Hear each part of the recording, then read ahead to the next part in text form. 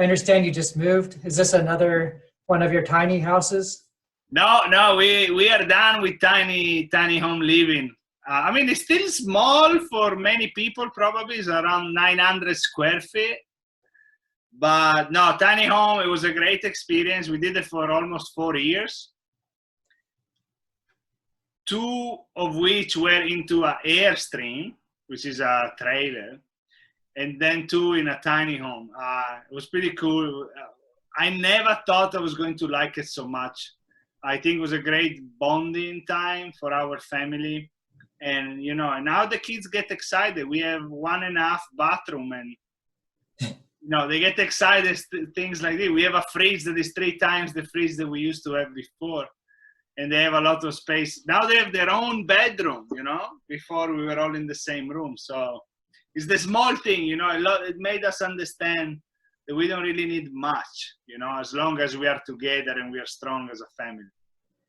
I have a picture of the small one. Let me pull that up. Yeah. Okay. So was this the Airstream. And you lived there for 2 years?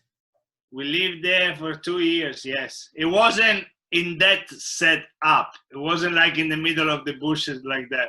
Oh. That is where we parked it when we bought the Airstream. Yeah, that's inside. Yeah. Oh, you found it on Craigslist. Yeah, this looks like it's a blog about house talk. And oh, very nice. I think yeah, well, it's not for sale anymore. We sold it. So how many square feet was that? Oh, forget about it. I don't know. Maybe 200. Maybe 200. We lived in a huge area. Like we had like 6 acres outside. So, you know, rainy days got a little bit tight. But even when it was cold and raining just a little bit, the kids would play outside. Yeah, I think that Airstream could fit just in my room here. Yes. So, you know, for my catering, it's called Dinner with Luca. I go and cook in people's home. It's like a private chef service.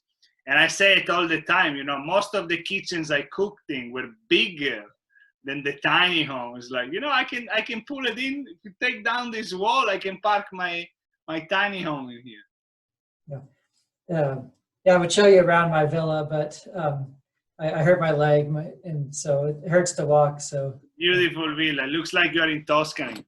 Thanks. I am. And I have your other home.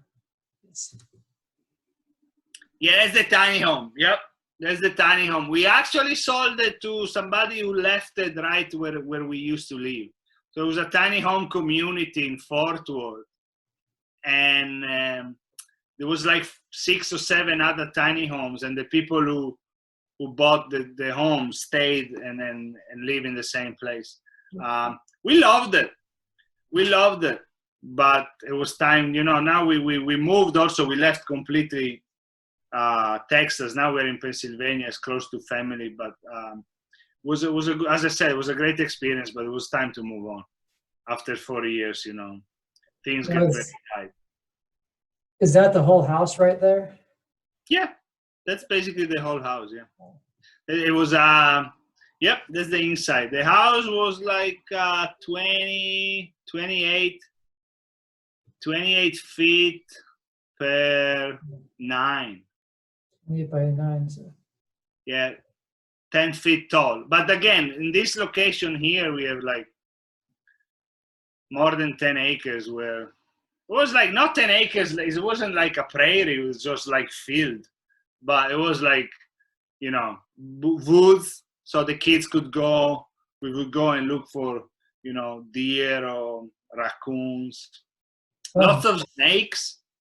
We become very, very knowledgeable of what snakes are, you know, good and safe, and what you need to stay away from it. Also, there's lots of places where the kids could ride their bicycle. It was great, but here, you know, family first always. So now we are like 10 minutes from grandma. My sister-in-laws live close by, and we have cousins. And also, we lived in New York for a long time. I lived in New York for 10 years, so I'm just an hour and a half from Manhattan now. I can go back and see my friends. You know, New York is my second home, so I'm happy. Imagine after New York, even a tiny house would feel like a bit of space. Exactly. See, places, you know, apartments in New York are very small too. Just is the vibe of New York that you can't find anywhere. True. So are you a minimalist, or what made you want to live in a... Like I don't really like, you know, titles or names like that. We started this journey principally for money reasons. After I had the experience with the food truck, and we lost a lot of money, and we were renting, so spending so much money into renting, and after a while I just got tired of it, and so I said, okay, instead of paying rent, let's buy something that we can. And also, we didn't buy a house because we had no idea where we're going to be in a couple of years exactly. You know, like 4 years ago, we did the Houston, and then Dallas, and then now I imagine Pennsylvania. So I'm glad we actually didn't buy a house. I'm glad we bought a tiny home. We cut our expenses incredibly because we were only paying for the land where we were staying, and land, you know, for rent is cheap. I forgot where I was going, but yeah, no, we love them. We have tips for people who want to live that kind of life. If it was minimalist, tips for people.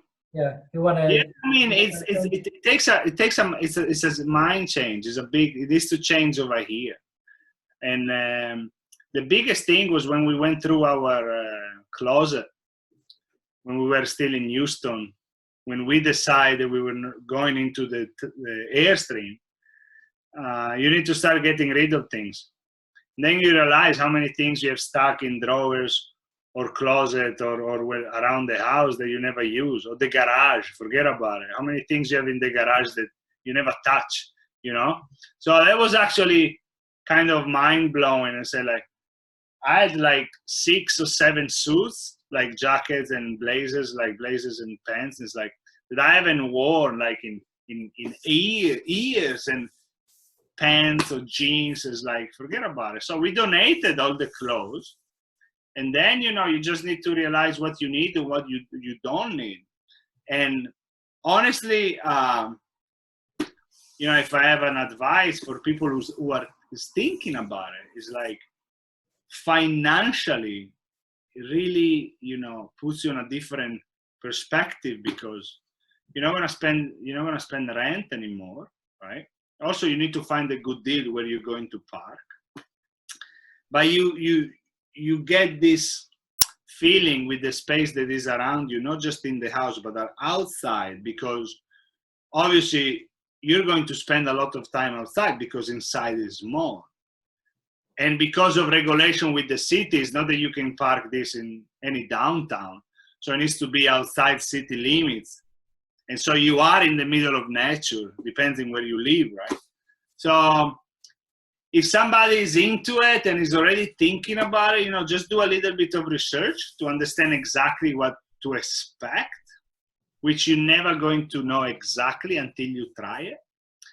But, you know, if you're already thinking about it, I would say just go for it, because it's you know, it's mind blowing. Awesome. I really wish my wife wanted to do it after we won the show. She said, let's take the money, buy a tiny home, go somewhere else when the life is cheaper and the weather is better. And back then, I wanted to be the cool shot in New York City and stay here and open my restaurant. And then, you know, I wish we did. Obviously, you can't go back. You know, it's a learning curve, but it was great.